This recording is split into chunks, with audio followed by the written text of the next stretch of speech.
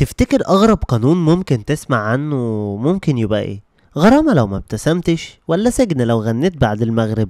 النهاردة هتحس معانا إن العالم مليان قوانين أغرب من الخيال. البداية من اليونان، تخيل إنك رايحة مكان أثري بكعبك العالي، فجأة تلاقي القانون بيقولك ممنوع. أيوة ممنوع، لأن من سنة 2009 الحكومة اليونانية حرمت لبس الكعب العالي في المناطق الأثرية علشان يحافظوا على الأرضيات القديمة من الخدوش والتآكل.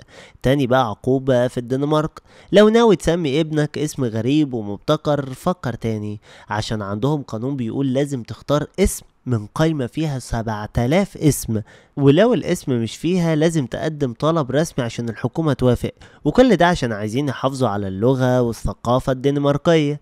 تالت حاجة هاواي، ودي بقى قانونهم بيمنع الغنى بصوت عالي بعد غروب الشمس، والسبب ان هم عايزين السكان والزوار يقدروا يستمتعوا بالهدوء والطبيعة. ألاسكا بقى وهي رابع حاجة، ممنوع تزعج او تصحي دب من نومه حتى لو عايز تصوره. القانون هناك بيحمي التوازن بين الانسان والطبيعة.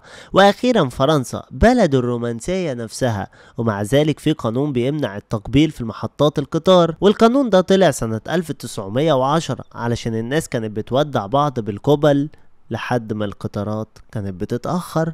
العالم مليان قوانين، والقوانين دي غريبة جدا، بس ورا كل قانون منهم حكاية منطقية حتى لو شكلها في الأول غريب قوي.